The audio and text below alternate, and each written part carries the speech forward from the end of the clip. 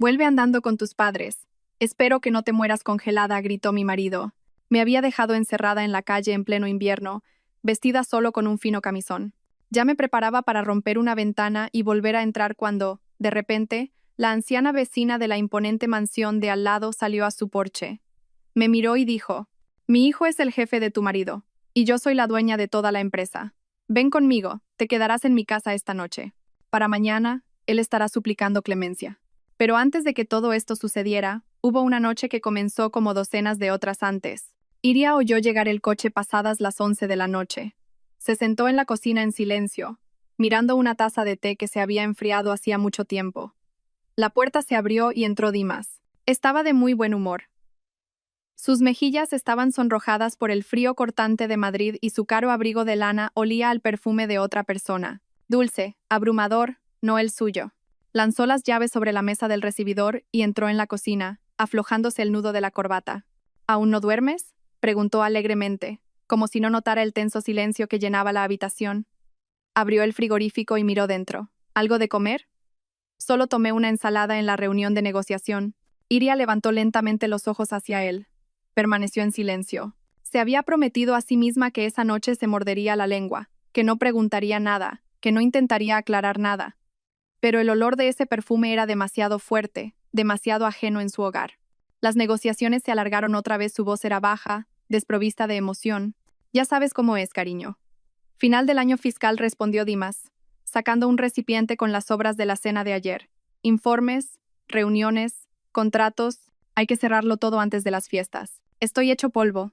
Puso la comida en el microondas y se volvió hacia ella, notando por fin su mirada fija. «¿Qué te pasa ahora? Tienes una cara como si se hubiera muerto alguien». Iria respiró hondo. «Solo tengo curiosidad, Dimas. Estos viajes de negocios, estas negociaciones nocturnas, han empezado a ser demasiado frecuentes. Todas las semanas, a veces 2 o 3 veces por semana». Él se rió entre dientes, negando con la cabeza. «Estoy ganando dinero, Iria. Para nosotros. Para esta casa, para tus caprichos de compras. ¿O has olvidado cómo funciona esto? Llevas sin trabajar. ¿Cuánto? 7 años. Eso fue un golpe bajo. Siempre hacía eso cuando no tenía argumentos. Le recordaba que era una ama de casa en la que se había convertido por su propia insistencia. «¿Para qué necesitas ese trabajo polvoriento de contable, ese estrés?», le había dicho entonces. «Tú cuidas de nuestro hogar. Quiero llegar a casa y ver a mi hermosa esposa, no a una auditora cansada». Y ella le había creído. Dejó una carrera brillante, un puesto como auditora principal en una gran firma, y ahora él se lo echaba en cara a la menor oportunidad. «No he olvidado cómo funciona», respondió ella con ecuanimidad. «Tampoco he olvidado cómo son los informes financieros. Vi el extracto de nuestra cuenta conjunta. Hay muchos gastos en restaurantes donde decías que no estabas y pagos de hotel en días que supuestamente dormías en la oficina para terminar un proyecto». Dimas dejó de sonreír. Se acercó lentamente a la mesa y se sentó frente a ella. Sus ojos se volvieron fríos, como el hielo del pavimento de fuera. «¿Estás escarbando en mis cuentas?» «Son nuestras cuentas», replicó Iria. «O más bien, lo eran. Durante los últimos 6 meses, tu sueldo ha estado yendo a otra cuenta de la que no sé nada, y tú solo transfieres aquí una pequeña cantidad para los gastos. Quiero saber qué está pasando, Dimas». El microondas pitó, pero nadie le prestó atención. La tensión en el aire era tan densa que se podía cortar con un cuchillo. «¿Qué está pasando?», se rió con saña, un sonido corto y seco. «Lo que pasa es que trabajo como un maldito esclavo para mantener a esta familia, esta casa, este estilo de vida al que te has acostumbrado tanto. Y tú te sientas aquí todo el día, aburrida como una ostra, creyéndote una especie de detective, metiendo la nariz donde no te llaman». «Es asunto mío», su voz tembló, pero se obligó a hablar con firmeza. «Soy tu mujer. Tengo derecho a saber a dónde va nuestro dinero, y dónde pasas las noches. Tienes derecho a permanecer en silencio y estar agradecida», ladró él, golpeando la mesa con la palma de la mano. Los cubiertos tintinearon. «Estoy harto de tus constantes sospechas. Estoy harto de tu cara de amargada. Quizás si te cuidaras más a ti misma en lugar de mis cuentas bancarias, querría volver a casa antes». Las palabras fueron como una bofetada. Iria sintió que las lágrimas asomaban a sus ojos, pero no dejaría que él las viera. Apretó los puños bajo la mesa. «Así que es eso. Es culpa mía. ¿De quién si no?». Él se levantó, cerniéndose sobre ella. «Te has convertido en una ama de casa aburrida y perpetuamente infeliz. ¿Qué puedes ofrecerme aparte de quejas?». Las lágrimas finalmente rodaron por sus mejillas. Era demasiado cruel, demasiado injusto. Él había querido esto. él la había convertido en esto. Te lo di todo, susurró. Renuncié a mi vida por ti. Pues recupérala, gritó él. Si no te gusta estar aquí, lárgate. La puerta está ahí mismo. Puedes irte con tus padres, de vuelta a Extremadura, a aquella casita humilde. Me pregunto cómo les explicarás por qué tu marido huyó de ti. La agarró del brazo. Iria gritó de sorpresa y dolor. Sus dedos se clavaron en su hombro como un tornillo de banco. Era fuerte, mucho más fuerte que ella. Suéltame, me haces daño. Dimas, suéltame. Pero él no escuchaba. La arrastró desde la mesa, a través de la cocina y hasta el recibidor. Estaba descalza, vestida solo con un fino camisón de seda. El frío suelo de baldosas del pasillo le quemaba los pies. Intentó resistirse, liberarse, pero su agarre era de hierro. ¿Qué haces? ¿Te has vuelto loco?, gritó. Pero su voz se ahogó en su respiración furiosa. Abrió de un tirón la puerta principal. Una ráfaga de aire helado le golpeó la cara. Era un verdadero invierno madrileño, una helada terrible. La nieve ya lo había cubierto todo con un manto blanco. ¿Querías hablar de dinero?, le gruñó al oído. No hay dinero. Querías la verdad. Aquí tienes la verdad. Estoy harto de ti. Con esas palabras, la arrojó al porche. Cayó de rodillas sobre los escalones cubiertos de nieve. El frío fue instantáneo, impactante. La fina tela de su camisón se empapó de inmediato y se convirtió en hielo. Levantó la cabeza, sin poder creer lo que veía. Dimas estaba en el umbral de la puerta, con el rostro desfigurado por la malicia. Vuelve andando con tus padres. Espero que no te mueras congelada, gritó y cerró la puerta de un portazo. Un cerrojo sonó, luego el pestillo de seguridad. Iria se quedó sola, en camisón, a temperaturas bajo cero. El silencio solo era roto por el aullido del viento. Se levantó de un salto y empezó a golpear la puerta con los puños. Dimas, abre. ¿Qué estás haciendo? Abre esta puerta ahora mismo. Pero no hubo respuesta. La luz del recibidor se apagó. Ni siquiera estaba mirando. Simplemente la había dejado allí para que muriera. El pánico empezó a dar paso al terror. Sabía que no duraría mucho con ese frío. Sus pies descalzos ya no sentían los escalones. La piel le ardía por el frío. Miró a su alrededor. Su urbanización privada era tranquila y respetable. Todos los vecinos dormían tras altas vallas. Gritar pidiendo ayuda era inútil. El viento se llevaría su voz. Su teléfono estaba en la casa. Todo estaba en la casa. Su vida entera. Corrió hacia la ventana del salón. Las cortinas estaban echadas. Golpeó suavemente, luego empezó a golpear más fuerte. Dimas, por favor, me estoy congelando. Silencio. La humillación era insoportable, pero el miedo a la muerte era más fuerte. Tenía que entrar, tenía que sobrevivir. Su mirada recorrió el porche. Cerca de un macizo de flores cubierto de nieve, la vio. Una pesada estatua de piedra del jardín que había comprado en verano. Ahora estaba cubierta de escarcha y congelada en el suelo. Era su única oportunidad. Corrió hacia ella, desenterrándola de la nieve con las manos desnudas. Sus dedos se entumecieron al instante. Le dolía, pero persistió obstinadamente. Finalmente, logró arrancar la pesada figura de la tierra. Temblando violentamente, se acercó a la ventana. Le castañeteaban los dientes con tanta fuerza que parecía que se le iban a romper. Levantó la piedra sobre su cabeza. Un segundo más y haría añicos la ventana de su propia casa. Sabía que no habría vuelta atrás después de esto, pero en ese momento no importaba. La supervivencia era lo único que importaba. Y en el preciso instante en que sus brazos empezaron a moverse para estrellar la piedra contra el cristal, un sonido llegó de cerca, el clic de una cerradura, pero no de su casa. La puerta de la mansión vecina, un lugar enorme que parecía un palacio y siempre parecía deshabitado, se abrió lentamente. Una mujer anciana salió al porche. Era alta, majestuosa, con un cabello plateado perfectamente peinado. Un pesado abrigo de piel cubría sus hombros. Iria se quedó helada con la estatua en las manos, sintiéndose como si la hubieran pillado en la escena de un crimen. Era Cayetana de la Vega, la dueña de toda la urbanización, una leyenda local. Una mujer a la que todos temían y respetaban. Iria solo la había visto un par de veces de lejos, mientras subía a su enorme berlina negra. Cayetana miró a Iria sin sorpresa, como si viera una escena así todos los días. Su mirada era aguda, penetrante. Descendió lentamente sus escalones y sin decir palabra, se acercó a Iria. Luego se quitó el abrigo de piel y lo colocó sobre los hombros temblorosos de la joven. La piel era increíblemente cálida y pesada, olía a perfume caro y a poder. La mujer tomó a Iria del brazo. Su agarre era firme y seguro. Bendijo en voz baja pero autoritaria. Condujo a la atónita Iria hacia su casa, lanzando una breve mirada de desprecio a la puerta, tras la cual se había escondido Dimas.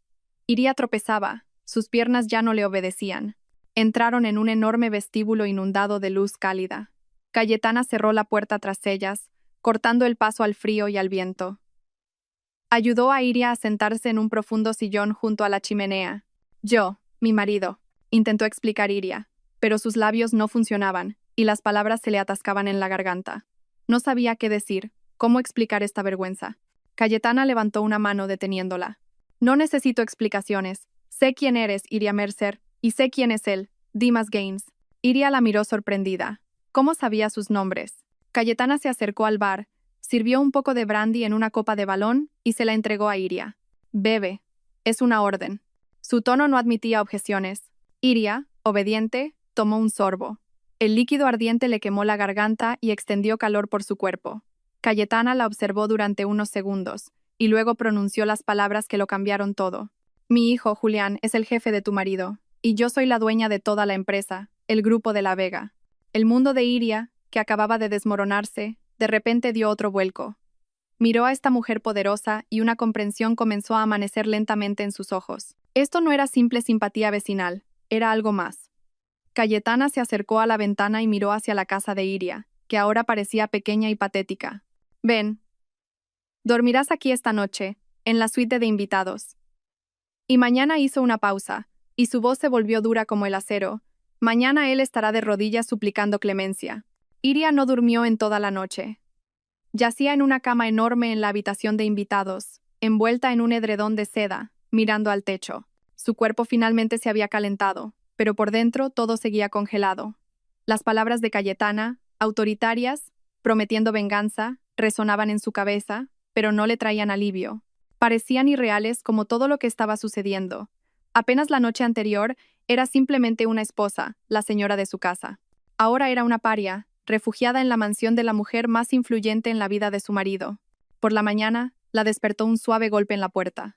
Entró una doncella, trayendo café en una bandeja y un montón de ropa. La señora de la Vega me ha pedido que le dé esto, dijo la mujer, colocando un jersey de cachemir color crema, unos pantalones de lana a medida y unos suaves mocasines de piel en el sillón. Y le ha pedido que baje a su despacho en cuanto esté lista. La ropa era cara, de una calidad impecable, y extrañamente, le quedaba perfecta. Iria se vistió sintiéndose como una impostora con esas lujosas prendas ajenas. Se miró en el espejo. Una mujer pálida y cansada con ojos febrilmente brillantes la devolvía la mirada, pero la ropa cara le daba un nuevo aspecto austero. Ya no parecía una víctima, le dio fuerza. El despacho de Cayetana de la Vega estaba en la primera planta. Era una vasta sala revestida de madera oscura, con estanterías del suelo al techo y un imponente escritorio de roble. La señora de la casa estaba sentada en un gran sillón de cuero, de espaldas a la chimenea donde los leños crepitaban silenciosamente. Le indicó a Iria una silla frente a ella. Siéntate, Iria. Iria se sentó en el borde, enderezando la espalda. Mi hijo llegará en cualquier momento, anunció Cayetana como si discutiera la entrega del correo. Y justo después de él, tu marido. Quiero que estés presente en esta conversación. El corazón de Iria latía con fuerza. Volver a ver a Dimas. No estaba segura de estar preparada. Yo. No sé qué decir, susurró. No tienes que decir nada, la interrumpió Cayetana. Yo hablaré. Tu trabajo es simplemente sentarte aquí como un recordatorio viviente de lo que pasó. Se sentaron en silencio durante 10 minutos. Luego llamaron a la puerta y entró un hombre de unos 40 años. Alto, bien vestido, pero con un rostro pálido y demacrado. Se ajustó nerviosamente la corbata y se acercó al escritorio de su madre. Madre, me has llamado, su voz era tensa. Sí, Julián, siéntate. Cayetana señaló una tercera silla junto a Iria. Julián lanzó una rápida mirada asustada a Iria e inmediatamente apartó la vista. Se sentó, tratando de mantener la mayor distancia posible. Claramente se sentía extremadamente incómodo. El miedo a su madre estaba escrito en su rostro con letras mayúsculas. ¿Sabes quién es esta mujer?, preguntó Cayetana, mirando fijamente a su hijo. Sí, madre. Es Iria, la mujer de Dimas Gaines, respondió en voz baja. Bien que lo sepas, asintió ella, porque en unos minutos el propio Gaines estará aquí. También lo he convocado. Julián se puso aún más pálido. Madre, quizá no deberíamos. Es un asunto familiar. Quizá pueda hablar yo con él, de hombre a hombre. Ya hablaste con él de hombre a hombre, le interrumpió Cayetana con un tono gélido. Y hablaste hasta que tu subordinado echó a su mujer a la calle a congelarse con un camisón. No vas a hablar más. Vas a escuchar. La puerta se abrió de nuevo y la secretaria anunció: «El señor Dimas Gaines ha llegado», que entreordenó Cayetana. Dimas entró en el despacho con una sonrisa confiada en el rostro. Iba vestido con su mejor traje, recién afeitado y claramente preparado para una victoria fácil. Obviamente, pensaba que lo habían llamado por algún pequeño malentendido vecinal que solucionaría fácilmente con su encanto. «Señora de la Vega, Julián, buenos días», dijo alegremente. Y entonces su mirada se posó en Iria. La sonrisa se desvaneció de su rostro. Se quedó paralizado, como si hubiera chocado contra un muro invisible. Sorpresa, incredulidad, luego pánico. Miró de su mujer, sentada en el despacho de la dueña de la empresa con ropa cara, a la propia Cayetana, cuyo rostro era una máscara de piedra. Toda su confianza se evaporó en un segundo. Se dio cuenta de que no era solo una charla de vecinos. ¿Qué hace ella aquí?, graznó señalando a Iria. «Es mi invitada», respondió Cayetana con voz neutra. «Pero la verdadera pregunta es, ¿qué hace usted aquí, señor Gaines?» «Es una buena pregunta. Le he llamado para informarle de una simple decisión». Hizo una pausa, disfrutando de su confusión. «A partir de este minuto, está despedido del grupo de La Vega». Dimas se tambaleó. «¿Despedido? ¿Por qué?» «Por bajeza moral y un comportamiento incompatible con la condición de empleado de nuestra compañía», enunció Cayetana claramente. «Anoche cometió un acto que no honra a ningún hombre. Echó a su mujer a la calle a congelarse. Puso su vida en peligro. Personas así no trabajan en mi empresa. Procesen hoy mismo toda la documentación. Su expediente laboral y su finiquito estarán listos esta tarde». El pánico en los ojos de Dimas era casi primario. Perder este trabajo, esta posición, estos ingresos, para él era equivalente a la muerte. Miró a Julián, buscando apoyo. «Julián, dile algo. Es un malentendido. Solo tuvimos una pelea, una discusión familiar normal. Iria, diles». Pero Iria permaneció en silencio, mirándolo con frío desprecio. Todo su amor, todo su perdón, se había evaporado la noche anterior en ese porche helado. Dimas se volvió hacia Cayetana. Su voz temblaba. «Señora de la Vega, se lo ruego. He dado 10 años a esta empresa. Soy uno de los mejores empleados. No puede hacer esto por una nimiedad doméstica». «No es una nimiedad», le cortó ella. «Eso es todo. Está despedido, Gaines». Y entonces sucedió algo extraño. El pánico en el rostro de Dimas comenzó a desvanecerse. Fue reemplazado por un pensamiento intenso, y luego una fría y malvada sonrisa apareció en sus labios. Se enderezó, el miedo desapareció, dando paso a una confianza gélida. Cambió su mirada de Cayetana a su hijo, Julián, que había estado sentado encogido en su silla, sin atreverse a levantar la vista en todo el tiempo. «¿Despedido?», preguntó Dimas de nuevo, y nuevas notas de acero sonaron en su voz. «¿Estás seguro, Julián, de que quieres esto?». Julián se estremeció y levantó la vista hacia él con una mirada asustada.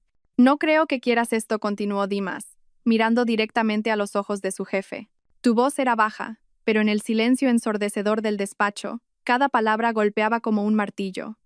«Al menos, no antes de que cerremos finalmente el acuerdo del contrato de Cementos Alcázar». Ante estas palabras, Julián se crispó visiblemente. Se puso tan pálido que su cara parecía de papel. Lanzó una mirada acosada a su madre, pero la bajó inmediatamente. Cayetana frunció el ceño mirando de su hijo a Dimas. La perplejidad se reflejaba en su rostro. No entendía lo que estaba pasando. «¿Qué contrato de Cementos Alcázar? ¿Qué tiene que ver eso con tu despido?». Pero Dimas ya no la miraba a ella. Miraba a su jefe destrozado, y sabía que había ganado. Tenía la sartén por el mango. Volvía a ser el amo de la situación. La sonrisa en su rostro se ensanchó. Se dio la vuelta, se ajustó despreocupadamente los puños de su cara chaqueta y se dirigió a la salida. No le dijo ni una palabra más a Cayetana ni a Julián. Al pasar junto a Iria, se inclinó y susurró para que solo ella pudiera oír: «No llegues tarde a cenar, esposita». Y salió, cerrando suavemente la puerta tras de sí. Un pesado silencio se instaló en el despacho. La promesa de Cayetana, tan firme y poderosa, se hizo polvo. La justicia que había estado tan cerca se escapó. Dimas no estaba aplastado, no estaba de rodillas. Se fue como un ganador, dejando atrás miedo, confusión y una pregunta no formulada. ¿Qué era ese contrato de Cementos Alcázar que le daba a un simple gerente de logística tanto poder sobre el director general? La puerta se cerró tras Dimas con un clic que sonó como un disparo en el silencio. Iria no se movió. Miraba fijamente esa puerta tras la cual su marido, su verdugo, había desaparecido, y no sentía nada más que un vacío helado. Su última frase, lanzada en un susurro, no era solo una burla, era la orden de un amo, seguro de su total impunidad. Cayetana giró lentamente la cabeza y miró a su hijo. Su rostro, antes simplemente severo, ahora expresaba un desdén gélido. Julián se encogió bajo esa mirada. ¿Qué es el contrato de Cementos Alcázar? La voz de Cayetana era baja, pero resonaba con acero. Julián se levantó de un salto. Empezó a pasearse por el despacho, jugueteando con los puños de su camisa.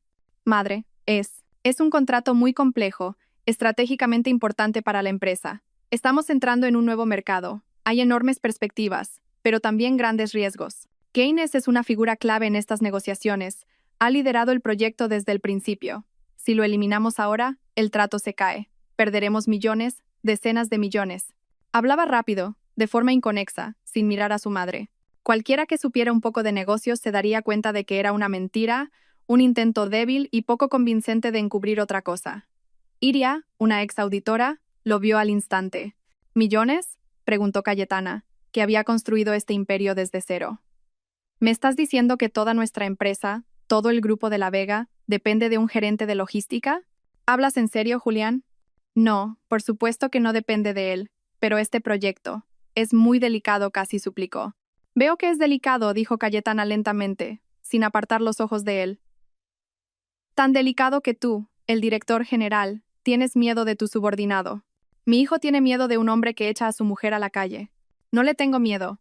Entonces despídelo, ahora mismo. Llama a Recursos Humanos y da la orden. Julián se quedó paralizado. Miró el teléfono en el escritorio de su madre como si fuera una serpiente venenosa. No podía hacerlo. El pánico en su rostro era tan obvio que Iria casi sintió lástima por él. Casi. Vete, dijo Cayetana apartándose de él. Su voz estaba llena de decepción. Déjanos. Necesito hablar con Iria. Julián salió disparado del despacho como si hubiera recibido una liberación largamente esperada. Por un momento, el silencio reinó de nuevo en la sala. Solo los leños crepitaban en la chimenea. Iria no sabía qué hacer ni qué decir. Era solo un peón en este extraño y terrible juego. Finalmente Cayetana la miró. Su mirada ya no era de enfado, sino aguda, calculadora. ¿No vas a volver a su casa? No era una pregunta, sino una afirmación. No respondió Iria con firmeza. Por primera vez en 24 horas, su voz no tembló. Nunca más. Cayetana asintió con satisfacción. Eso pensaba. Mi hijo es un débil. Está ocultando algo y ese Gaines lo está usando. Quiero saber exactamente qué. Tú eras auditora, Iria. Sí, antes de casarme. Te investigué. Cayetana enarcó una ceja. Sí, trabajé en auditoría financiera durante 7 años. Algo se removió dentro de Iria. Recuerdos de esa otra vida, donde no era solo la esposa de Dimas, sino Iria Mercer, una especialista respetada. Eso es bueno, dijo Cayetana. Eso significa que sabes cómo mirar y ver lo que otros no ven. A partir de mañana, trabajas para el grupo de La Vega. Iria se quedó helada de sorpresa. ¿Trabajar? Sí, estoy creando un nuevo puesto para ti. Mi asesora financiera personal. Solo me reportarás a mí. Te daré acceso total e ilimitado a todos los documentos, cuentas, contratos y servidores de la empresa. Absolutamente todo. Tu tarea es encontrar los trapos sucios. Encuentra la palanca que tu marido está usando para sujetar a mi hijo y rómpela. ¿Aceptas? Esto era más que una oferta de trabajo. Era una oportunidad. Una oportunidad de venganza. Una oportunidad de recuperar su dignidad, de dejar de ser una víctima y convertirse en una cazadora. Sí, respondió Iria sin dudar. Acepto. A la mañana siguiente, el chofer personal de Cayetana recogió a Iria. La llevó a un imponente y moderno edificio de cristal y hormigón en el centro de la ciudad, la sede del Grupo de La Vega. Una tarjeta de seguridad ya la esperaba en la entrada. Tan pronto como entró en el enorme espacio diáfano donde trabajaban docenas de empleados, las conversaciones empezaron a apagarse. La gente la miraba, susurrando. Sintió docenas de miradas curiosas, críticas e incluso maliciosas. Dimas no había perdido el tiempo. Lo leyó en sus ojos. Ahí está, la mujer de Gaines, esa histérica a la que echó de casa. Seguramente ella misma lo provocó. Le dolió, pero la rabia era más fuerte. Caminó con la cabeza alta, mirando al frente, hacia los ascensores que llevaban a la planta ejecutiva. Le asignaron un despacho pequeño pero privado con una pared de cristal, justo al lado de la recepción del director general. Julián la evitó diligentemente todo el día. Pasaba corriendo por su despacho, absorto en su teléfono, fingiendo no verla. Solo hacia el mediodía entró el jefe del departamento de informática, un joven nervioso con gafas. Señorita Mercer, empezó, titubeando. La señora de La Vega ha dado la orden. Aquí están sus credenciales de acceso. Tiene el nivel de acceso máximo, administrador completo. Verá absolutamente todo. Si necesita algo, solo pida. Le entregó un sobresellado y se marchó apresuradamente, como si temiera contagiarse. Iria se quedó sola. Se sentó en el escritorio, encendió el ordenador e introdujo la contraseña. Ignorando la hostilidad tras la pared de cristal, se sumergió en el trabajo, en el mundo de los números, contratos y transacciones. Un mundo que una vez conoció y amó. Empezó con el contrato de Cementos Alcázar. Hora tras hora estudió los documentos. A primera vista, todo parecía un gran proyecto estándar, acuerdos de suministro, facturas, albaranes. Pero su ojo entrenado empezó a notar rarezas. Los precios de la grava y el corrugado estaban inflados un 40% en comparación con las tarifas del mercado. Los servicios de transporte eran proporcionados por una empresa fantasma registrada hacía un mes, y el coste de sus servicios era simplemente astronómico. El dinero iba a las cuentas de contratistas dudosos y se retiraba en efectivo inmediatamente. Al anochecer, Iria tenía el cuadro completo. El proyecto Alcázar no era solo un fracaso, era un gigantesco y bien organizado esquema para desviar dinero de la empresa. Las pérdidas ya se contaban por millones. Esto era más que suficiente para despedir a Dimas por una causa justificada e incluso presentar una denuncia penal por fraude. Pero algo no cuadraba. El miedo de Julián. No parecía el miedo de un gerente que ha estropeado un proyecto. Incluso si su madre se enterara de estas pérdidas, podría culpar de todo a Dimas, presentarse a sí mismo como engañado e incompetente, pero nada más. No, Dimas lo tenía enganchado con algo más. Algo personal o algo vergonzoso. La oficina se vació. Afuera oscureció. Iria seguía sentada frente al monitor. Si la palanca no estaba en los documentos oficiales, entonces estaba en otro lugar. Comenzó a rastrear metódicamente todo el servidor corporativo. Usó sus derechos de administrador para mirar en las carpetas personales de los empleados, archivos de correo electrónico, registros del sistema. Buscó palabras clave. Gaines, Alcázar, deuda, chantaje. Pasaron las horas. Sus ojos le dolían por el esfuerzo. Y entonces, en plena noche, en una de las carpetas del sistema donde los usuarios comunes nunca miran, lo encontró. Un directorio oculto con el nombre anodino Copia de Seguridad 2024. Dentro había un solo archivo. Un archivo de vídeo con un nombre largo compuesto por números, que parecía una fecha y una hora. El año era el anterior. El corazón de Iria se aceleró. Se puso los auriculares que encontró en el cajón del escritorio e hizo doble clic en el archivo. Se abrió un reproductor de video. La imagen era granulada, en blanco y negro, grabada por una cámara de vigilancia cerca del techo. La cámara mostraba una mesa en un reservado de un restaurante caro. Julián estaba sentado a la mesa. Miraba a su alrededor nerviosamente, comprobando constantemente su reloj. Un minuto después, otro hombre entró en el reservado, alguien que Iria no conocía. Parecía muy seguro de sí mismo. Los hombres intercambiaron breves saludos. El extraño abrió su maletín y sacó algo envuelto en tela oscura. Lo colocó sobre la mesa. Luego le dijo algo a Julián, señalando el bulto. Julián dudó. Miró el bulto, luego a su acompañante. Finalmente, asintió lentamente. Tomó el bulto y lo escondió rápidamente en su maletín. Los hombres se dieron la mano y el extraño se fue. Iria rebobinó el vídeo y lo pausó en el momento en que la cámara mostraba un primer plano de la cara del segundo hombre. Hizo una captura de pantalla y pasó la imagen por un motor de búsqueda. Un segundo después, supo quién era. Era el director comercial de su principal y más despiadado competidor en el mercado de la construcción. Y entonces se dio cuenta de un detalle más. En la esquina de la pantalla estaba la fecha y la hora de la grabación. Hace casi exactamente un año. 2 días antes de que el Grupo de La Vega perdiera inexplicablemente la licitación para la urbanización de un distrito entero. Una licitación que ganó precisamente la empresa de ese competidor. Todo encajó. Era un soborno, un enorme soborno en efectivo. El director general, Julián de La Vega, había vendido a su empresa. Y Dimas Gaines, de alguna manera, había conseguido esta grabación y había estado sentado sobre ella durante todo un año, como una araña sobre una mosca, succionando lentamente millones de la empresa a través de proyectos ficticios, sabiendo que su jefe no diría ni pío. Lo tenía completamente bajo su control. Iria se reclinó en su silla. Un sudor frío le brotó en la frente. Miró el rostro congelado de Julián en la pantalla, escondiendo el maletín con el soborno, y se dio cuenta de que todo era mucho peor de lo que pensaba. Su enemigo no era solo un marido cruel y tirano. Su enemigo era todo este sistema podrido construido sobre el miedo, la debilidad y la traición, Y Cayetana de la Vega ni siquiera tenía la menor idea. Iria se sentó en la oficina vacía y resonante, mirando la pantalla donde el rostro de Julián de la Vega estaba congelado. Copió el archivo de video en una memoria USB que encontró en el cajón del escritorio. Luego borró el original de la carpeta y limpió el historial de sus acciones en el servidor. El instinto de la ex auditora funcionó a la perfección. Asegurar la prueba primero. Apagó el ordenador y se levantó. Sentía las piernas como si fueran de algodón. Un pensamiento martillaba en su cabeza. No se trataba del dinero. El acuerdo de Cementos Alcázar era solo una cortina de humo, un telón tras el cual Dimas ocultaba el verdadero material de chantaje. No solo estaba robando dinero, sino que tenía al director general, al hijo de la dueña, agarrado por el cuello. Julián no era solo débil, era corrupto. Iria cogió el primer taxi de la mañana que pudo llamar de vuelta a la mansión de Cayetana. No despertó a la señora de la casa, fue silenciosamente a su habitación de invitados y se acostó. Pero el sueño no llegaba, yacía con los ojos abiertos, y la escena silenciosa del soborno se repetía una y otra vez ante ella. Ahora lo entendía todo. Entendía el miedo primario de Julián, entendía la sonrisa arrogante de Dimas. Él era invulnerable porque estaba cubierto por la única persona que debería haberlo castigado. Se levantó, se duchó y se puso de nuevo la estricta ropa ajena. Tenía que decidir qué hacer a continuación. ¿Mostrarle este video a Cayetana?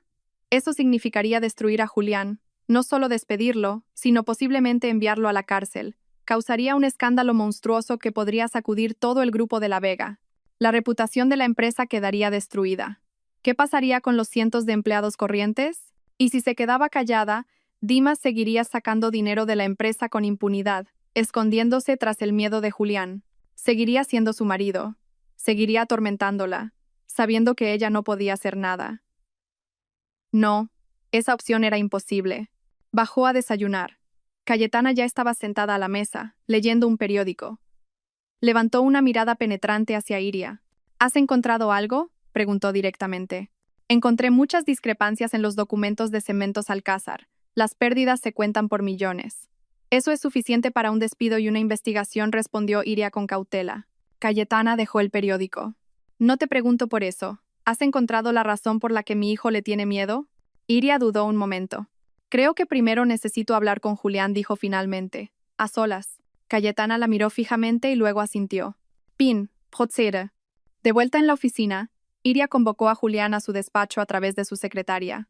No ella yendo a él, sino él viniendo a ella. Eso era importante. La secretaria enarcó las cejas sorprendida, pero transmitió la petición. 5 minutos después, Julián entró en su despacho, cerrando la puerta con fuerza tras de sí. Su rostro estaba tenso. ¿Es urgente?, preguntó, tratando de que su voz sonara oficial. Iria insertó silenciosamente la memoria USB en su portátil, giró la pantalla hacia él y reprodujo el video. Durante los primeros segundos, Julián miró la pantalla con desconcierto. Luego su rostro comenzó a cambiar. Reconocimiento, shock, horror. Vio su propia mano en la pantalla tomar el fajo de dinero. El color se desvaneció de su rostro, se quedó blanco como el papel. Abrió la boca para decir algo, pero no pudo emitir ningún sonido. El video terminó. El silencio se apoderó del despacho. Es un montaje, un deepfake, graznó finalmente, con la voz temblorosa. No pierdas mi tiempo, Julián, respondió Iria con calma. Pasé 7 años en auditoría. Puedo distinguir un montaje del original. Quiero oír la verdad. ¿Cómo llegó esta grabación a manos de Dimas? Julián se desplomó en una silla, agarrándose la cabeza entre las manos. Sus hombros se sacudían. El director general de una empresa multimillonaria estaba llorando en el despacho de una mujer a la que su marido había echado a la nieve 2 días antes. Fue un error, un único error, te lo juro, murmuró entre sollozos. Tenía problemas entonces, grandes deudas personales, y este contrato era tan importante. Se me acercaron ellos, me hicieron la oferta. Pensé que nadie se enteraría nunca. Fui un idiota. La miró con los ojos rojos e hinchados. No sé cómo se enteró. Quizá alguien del personal del restaurante, quizá él mismo me estaba siguiendo, no lo sé. Pero un mes después, vino a verme, puso una memoria USB en mi escritorio y dijo, ahora vamos a trabajar de otra manera. Y eso fue todo. Estaba atrapado. Empezó a traerme estas facturas falsas de Cementos Alcázar para que las firmara. Al principio las cantidades eran pequeñas, luego cada vez más grandes. Sabía que estaba robando, pero no podía hacer nada. Si madre se enteraba, me destruiría. Nunca me lo perdonaría. Habló durante mucho tiempo, de forma inconexa, volcando sobre ella todo su dolor, miedo y humillación. Le contó cómo Dimas se burlaba de él, cómo le obligaba a firmar documentos, cómo disfrutaba de su poder. Cementos Alcázar era una tapadera para el dinero que Dimas le extorsionaba por su silencio. No solo estaba robando a la empresa, estaba cobrando una tarifa por ocultar la traición del director general. Cuando terminó, Iria guardó silencio durante un largo rato. Su ira hacia este hombre fue reemplazada por una lástima asqueada. Era débil y estúpido, y ahora estaba pagando por ello. Pero su debilidad también estaba destruyendo la vida de ella. Levántate, dijo en voz baja, y vete a trabajar, pensaré en qué hacer. Él se fue, dejándola sola con este terrible secreto. Ahora lo sabía todo, pero ¿de qué le servía? Tenía el destino de Julián en sus manos, pero su propio destino todavía estaba en manos de Dimas. Dimas, al parecer, sintió que la soga se apretaba a su alrededor. Se dio cuenta de que Iria no estaba simplemente tomando café en la oficina y contraatacó. Durante su hora de almuerzo, Iria decidió pasar por el banco más cercano para sacar algo de efectivo. No tenía ni un céntimo encima. Todas sus cosas se habían quedado en casa. Le entregó al cajero la tarjeta bancaria que compartía con Dimas. Introduzca su PIN, dijo el cajero. Iria lo tecleó. El cajero miró el monitor durante unos segundos. Lo siento, fondos insuficientes. ¿Cómo que insuficientes? Se sorprendió Iria. Por favor, compruebe de nuevo. Debería haber. El empleado giró el monitor hacia ella. La pantalla mostraba los números. Saldo, 0 euros. Todos los fondos fueron retirados de la cuenta esta mañana. La han vaciado, dijo el cajero con simpatía. Iria sintió que el suelo se abría bajo sus pies. Lo había hecho. La había dejado sin un euro. Salió del banco sintiéndose humillada. No era solo un golpe financiero. Era un mensaje. No eres nada sin mí. No tienes nada.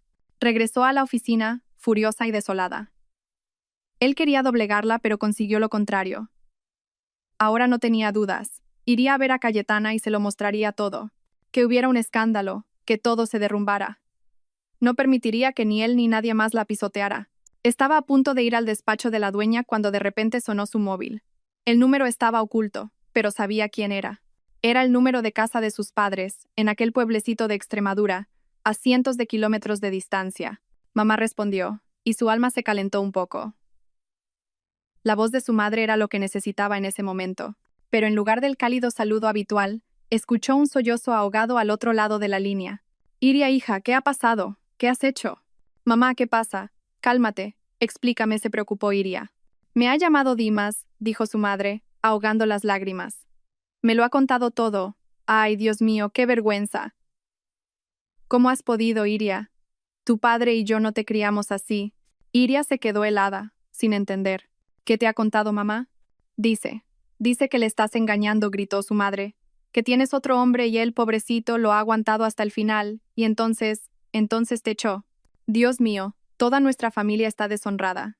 ¿Qué dirá la gente? Iria escuchaba, y un frío glacial la encadenó por dentro. Un frío más terrible que el de aquella noche en el porche. Era una traición que no esperaba. No solo la había despojado de dinero, la había despojado de lo último que le quedaba, el apoyo de su familia. Había envenenado la única fuente donde podía encontrar consuelo con la ponzoña de sus mentiras. Mamá, eso no es verdad, susurró, pero su voz era apenas audible. ¿No es verdad? Sollozó su madre aún más fuerte. Estaba tan destrozado, sufriendo tanto. Dijo que está dispuesto a perdonarte si entras en razón. Iria, hija, te lo suplico, sé más sensata. Llámale, pídele perdón, tienes que salvar a la familia. Sea como sea el marido, hay que preservar el honor familiar. Iria permaneció en silencio, con el teléfono pegado a la oreja. Oía los llantos de su madre, suplicándole que pidiera disculpas al hombre que casi la había matado. Y en ese momento se dio cuenta de que estaba absolutamente sola en el mundo entero. No le quedaba nadie. Dimas había ganado. La había aislado por completo. Iria bajó lentamente el teléfono. No lloró. Las lágrimas se habían agotado. Los sollozos de su madre, suplicándole que salvara el honor de la familia, sonaron como una sentencia de muerte para su vida pasada. Allá, en ese pequeño pueblo de Extremadura, ya había sido juzgada y enterrada. La traición de su madre, creyendo ciegamente la mentira, fue el golpe final que no la rompió, sino que forjó algo nuevo en su interior, duro y frío como el acero. Ahora no quedaba nadie a quien decepcionar u ofender. No quedaba nada que salvar. Solo tierra quemada. Y en esta tierra estaba su enemigo. Se levantó, se acercó a la ventana de su despacho temporal y miró a la gente que se apresuraba por la calle. Iban a sus asuntos, viviendo sus vidas, sin saber las guerras que se libraban tras las paredes de cristal de los edificios corporativos. Su guerra había dejado de ser personal. Ya no era solo una pelea entre una esposa engañada y un marido infiel. Ahora luchaba contra la debilidad de Julián, el juicio de su propia familia y las mentiras que Dimas había tejido tan hábilmente a su alrededor. Para ganar necesitaba un arma irrefutable que lo destruyera por completo sin herir a aquellos culpables solo de cobardía. El video del soborno era un arma así, pero demasiado sucia. Podría explotar en sus propias manos, sepultando a toda la empresa bajo los escombros. No, seguiría otro camino. Un camino más limpio, más profesional. Salió resueltamente del despacho y se dirigió hacia Cayetana. La dueña del holding estaba en su oficina, revisando unos papeles. Levantó la vista, e Iria se dio cuenta de que la estaba esperando. Señora de la Vega, lo he comprobado todo, comenzó Iria con un tono de voz uniforme y profesional, que no dejaba entrever a la víctima de ayer. Dimas está robando de forma sistemática y a gran escala. Todo el proyecto de Cementos Alcázar es una ficción creada únicamente para encubrir la malversación. Cayetana escuchaba en silencio. Su rostro seguía siendo impenetrable. ¿Y mi hijo? Julián lo sabe, respondió Iria, eligiendo sus palabras con cuidado, pero tiene miedo de detenerlo. Dimas tiene algo contra él. No sé exactamente qué, pero este chantaje ha paralizado por completo la voluntad de Julián. Es su rehén. Era una verdad a medias, la parte más segura. Vio los labios de Cayetana temblar ante las palabras «mi hijo es un rehén». El dolor maternal se mezclaba con la furia de una dueña engañada. Permítame continuar, dijo Iria con firmeza. Necesito encontrar no solo pruebas indirectas en las facturas. Necesito encontrar el punto final. ¿A dónde va exactamente el dinero robado? Encontraré la cuenta a la que lo está desviando. Le proporcionaré pruebas que no podrán ser rebatidas. Cayetana la miró durante un largo minuto. Vio ante ella no a una mujer destrozada, sino a una profesional concentrada y furiosa. Y este profesionalismo le inspiró respeto. Bien, dijo finalmente. Encuéntralo, tienes plena autoridad. Al regresar a su despacho, Iria se sumergió en el trabajo con renovada energía. Dejó a un lado todas las emociones. Ahora era solo una tarea, compleja pero factible. Abrió de nuevo los archivos de Cementos Alcázar y comenzó a desentrañar el nudo. Rastreó cada pago enviado a las empresas fantasma. Luego, usando sus derechos de administrador, entró en el sistema de cliente bancario a través del cual pasaban todas las transacciones financieras del holding. Sacó los archivos y vio toda la cadena. El dinero iba a las cuentas de las empresas fantasma, y en pocas horas, a veces minutos, se dividía en sumas más pequeñas y se transfería más allá. Trabajó sin descanso, olvidándose de la comida y el tiempo. Al anochecer del segundo día, encontró lo que buscaba. Todos los hilos, todos esos goteos de dinero robado, finalmente se unían en un solo arroyo. Fluían hacia la misma cuenta en un pequeño banco comercial que no tenía nada que ver con las actividades del Grupo de la Vega. El mismo número de cuenta, una y otra vez. Pero, ¿a quién pertenecía la cuenta? El banco no le daría esa información así como así. Podría haberle pedido a Cayetana que usara sus contactos o su servicio de seguridad, pero quería llevar esto hasta el final ella sola. Copió el número de cuenta y lanzó una búsqueda global en toda la red interna de la empresa. Todos los documentos, todas las bases de datos, todos los archivos almacenados en los servidores durante años. Buscaba cualquier mención de esa combinación de 20 dígitos. La búsqueda duró casi una hora.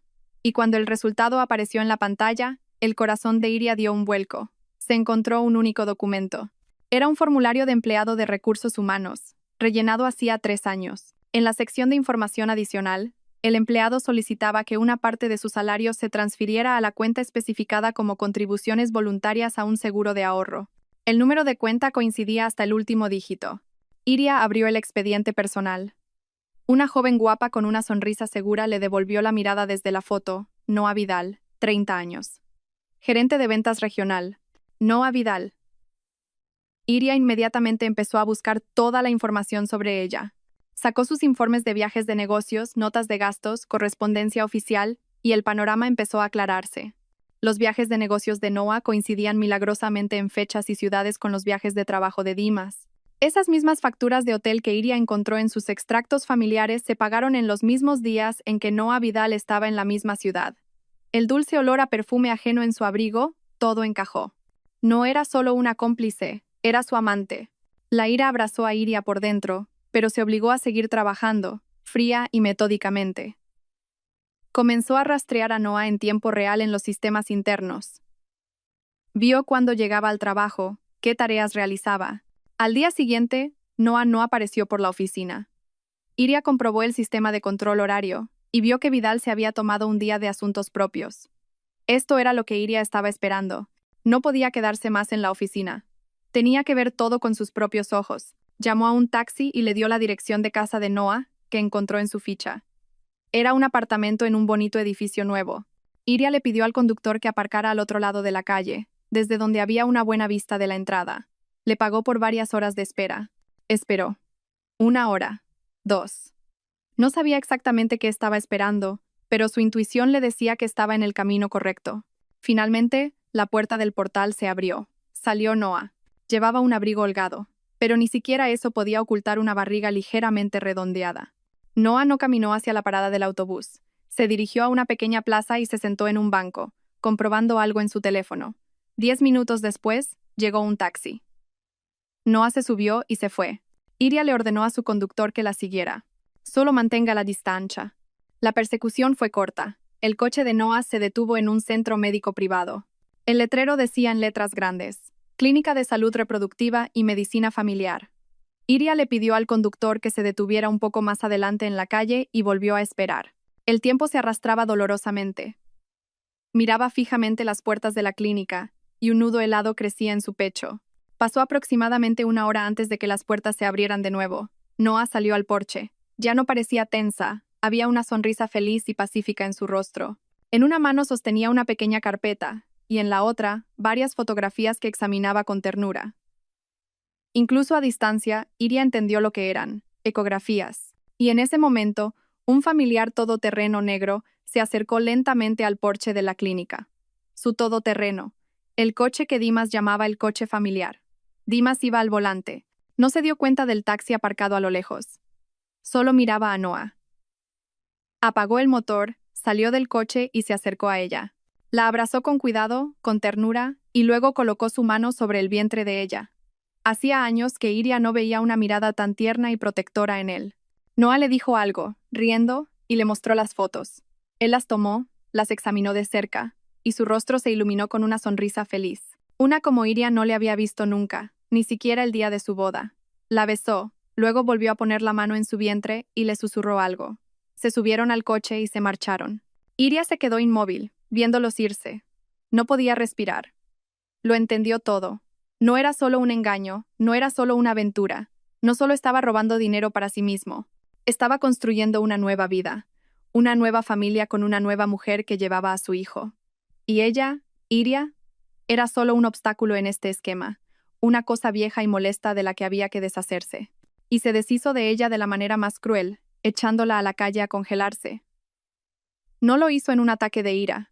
Estaba despejando el espacio para su nueva vida feliz. Y en esa vida no había lugar para ella. El taxista tosió, rompiendo el silencio en el cálido coche. ¿A dónde ahora?, preguntó, mirando a Iria por el retrovisor. Ella miraba fijamente el punto de la carretera donde acababa de desaparecer el todoterreno negro de su marido. Dentro de ella no había lágrimas, no había desesperación. El dolor que la desgarraba un minuto antes se cristalizó, convirtiéndose en otra cosa. Una rabia fría, tranquila y omnímoda. No solo la había traicionado, la estaba borrando, sistemática y despiadadamente, limpiando el terreno para su nueva vida construida sobre las ruinas de ella. A la oficina su voz sonó extraña, hueca y dura. Y rápido, por favor. Guardó silencio durante todo el camino, repasando en su cabeza no la escena de su ternura con su amante, sino números, facturas y nombres de empresas fantasma. Lo personal se desvaneció, solo quedaba el trabajo, la tarea, la investigación que tenía que llevar hasta el final.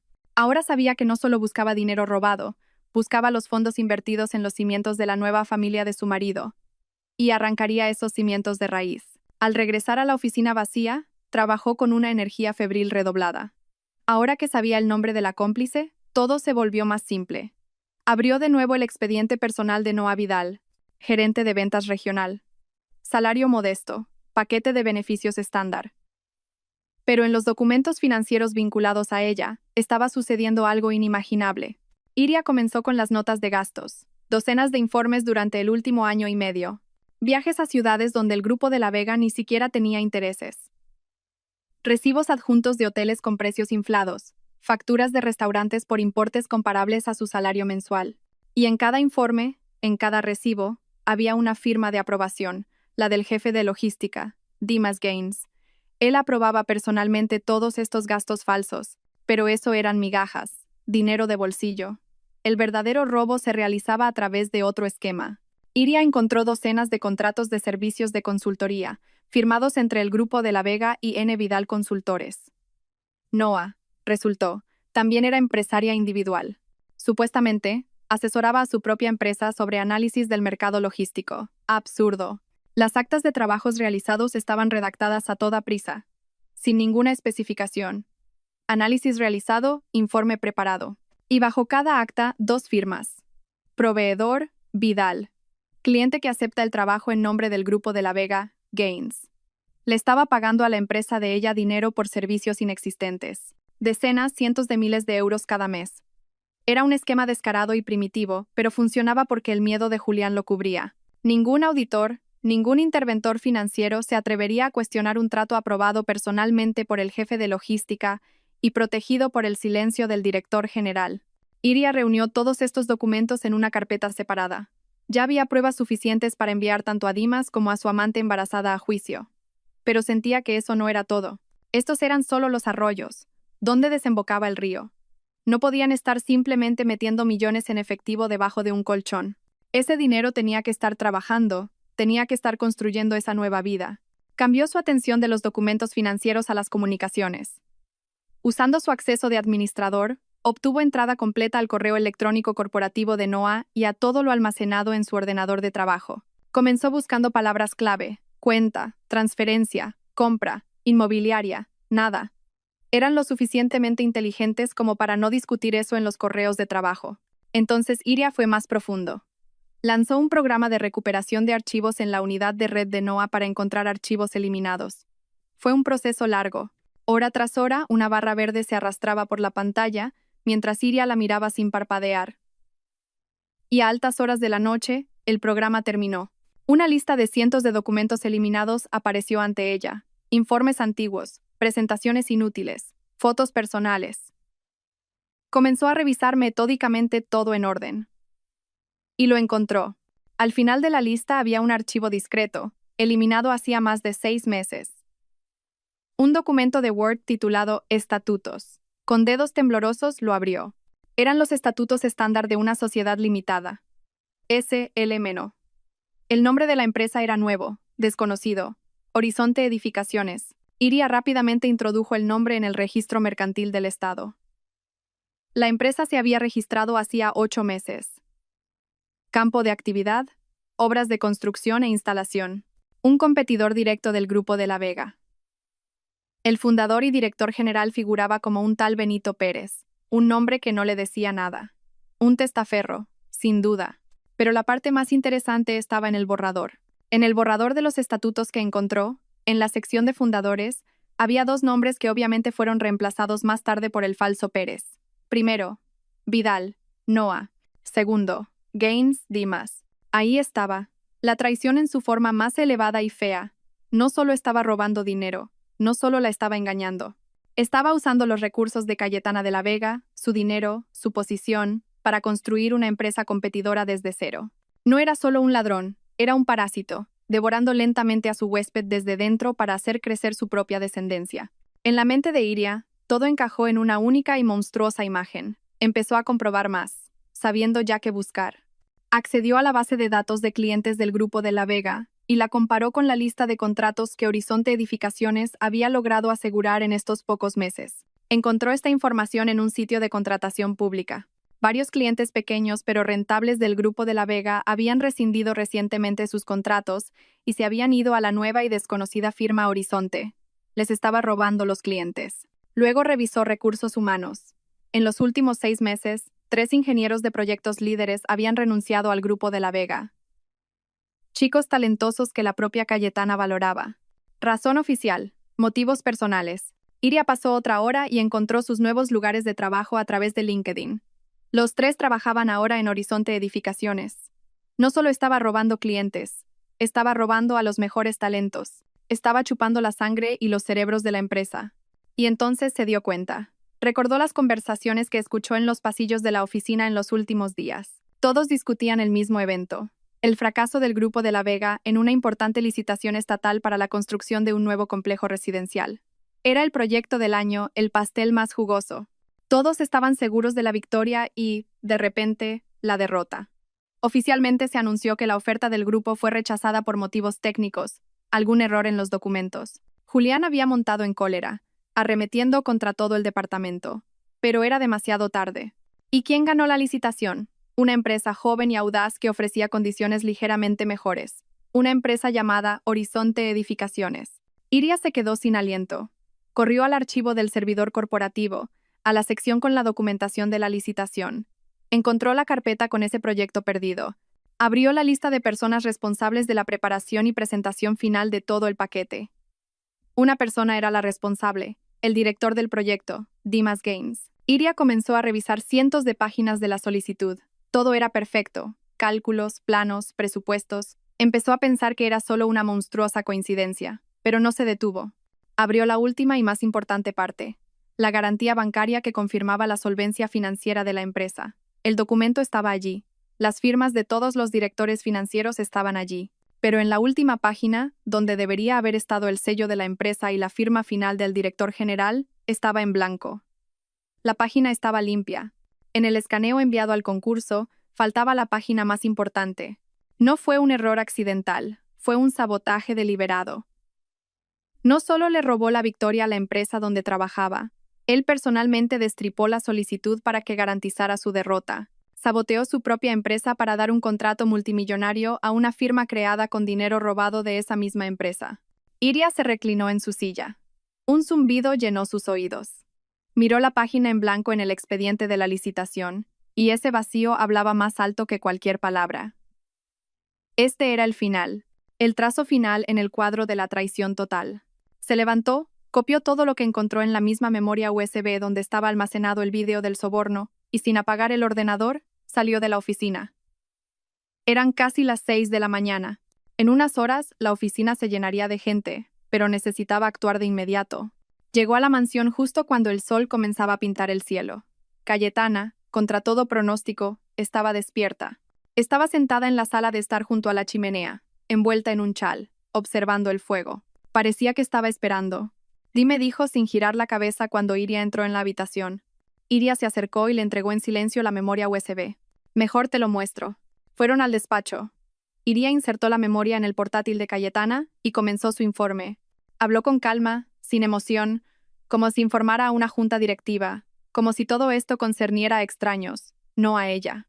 Primero, mostró el vídeo. Cayetana observó la pantalla donde su hijo tomaba el soborno, y su rostro se convirtió en piedra. No se movió ni un solo músculo. Vio hasta el final, y cuando el escritorio reapareció en la pantalla, dijo en voz baja: «Continúa».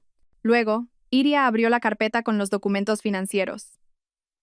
Los falsos informes de gastos de Noah, los falsos contratos de consultoría, los pagos que iban a su cuenta personal. Esa era la prueba de la malversación y del romance.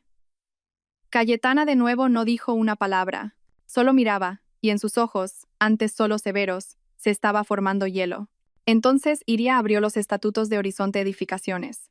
El borrador con los nombres de Dimas y Noah y al lado, el extracto del registro donde figuraba el testaferro. La prueba de la creación de una empresa competidora con dinero robado. Aquí está la lista de clientes que les robaron. Iria abrió el siguiente archivo. Y aquí está la lista de ingenieros que se llevó de tu empresa. El hielo en los ojos de Cayetana se hizo más espeso. Un frío palpable llenó la habitación. Y lo último, dijo Iria, y su voz tembló por primera vez. Abrió la solicitud de la licitación. Mostró el proyecto perfecto, y luego el archivo final enviado al concurso, con una página en blanco en lugar del documento crucial. Él mismo hizo esto. Saboteó personalmente el acuerdo del año para dárselo a su empresa. Terminó. Un silencio de muerte se apoderó del despacho. Solo se oían los leños crepitando en la chimenea. Cayetana guardó silencio durante mucho tiempo, mirando la pantalla. Parecía que había dejado de respirar. Luego giró lentamente la cabeza hacia Iria. La furia congelada en sus ojos era tan intensa que Iria sintió miedo. No era solo la ira de una empresaria engañada. Era la furia de una matriarca cuya familia, cuyo legado, cuya obra de toda una vida alguien había intentado pisotear y destruir desde dentro. La gala anual de constructores dijo finalmente. Su voz sonaba como glaciares moliendo. Es en 3 días. Iria no entendió por qué decía eso. Sí, lo sé. Él estará allí, continuó Cayetana, levantándose. Definitivamente vendrá. Vendrá a disfrutar de su triunfo, a mirar a los ojos a mi hijo, a quien tiene atado en corto, a reírse de nuestra pérdida en la licitación. Vendrá a deleitarse en su victoria. Se acercó a la ventana y miró el amanecer. Y será destruido. Se dio la vuelta. Ya no había hielo en sus ojos, el fuego ardía allí. Prepararás una presentación. Iria. Corta, clara, letal. Con todas estas pruebas. No vamos a ir a la policía. No ahora. Primero habrá el tribunal de la opinión pública. Lo mostrarás en la gala. Delante de toda la junta directiva, delante de todos los altos directivos, delante de los mejores empleados de la empresa, delante de todos aquellos cuyo respeto tanto valora. No solo destruiremos su negocio, pulverizaremos su reputación, su nombre, hasta convertirlo en polvo. Durante los 2 días siguientes, Iria no salió de la habitación de invitados. Trabajó en la presentación. Seleccionó las pruebas más aplastantes, ordenándolas en una cadena lógica que era imposible de rebatir. Primero, el video con el soborno, explicando por qué todo esto fue posible. Luego, el fraude financiero. Después, la creación de la empresa competidora. Y finalmente, el sabotaje de la licitación como apoteosis de la traición. Cada diapositiva era como un clavo clavado en el ataúd de su carrera. La noche antes de la gala, llamaron a su puerta. Era Julián. Obviamente ya conocía el plan de su madre. Estaba pálido como la muerte y le temblaban las manos. Iria, te lo ruego, susurró, entrando y cerrando la puerta con fuerza. No lo hagas, por favor. Arreglemos todo en silencio. Lo despediremos, presentaremos una denuncia a la policía, pero no este escándalo público. ¿Por qué? Preguntó Iria fríamente, sin levantar la vista de su trabajo. Destrozará la reputación de la empresa. Y el video. Si todo el mundo ve ese video. Se calló, incapaz de terminar la frase.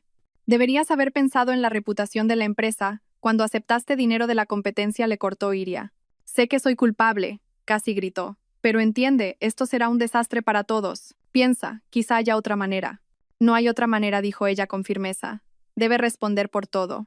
Y responderá públicamente. Julián la miró con desesperación y horror. Se dio cuenta de que no podía disuadirla. Se dio la vuelta y salió de la habitación en silencio. Iria lo vio irse y volvió a su portátil. La presentación estaba casi lista. Solo necesitaba añadir unos toques finales, comprobarlo todo una vez más. Trabajó hasta bien entrada la noche. Finalmente, alrededor de las 2 de la madrugada, decidió que todo estaba listo. Perfecto, mañana sería el final. Guardó el archivo, cerró el portátil y fue al baño a lavarse la cara antes de dormir. Cuando volvió, 5 minutos después, la pantalla de su teléfono móvil, que estaba sobre la mesa, se iluminó con un nuevo mensaje.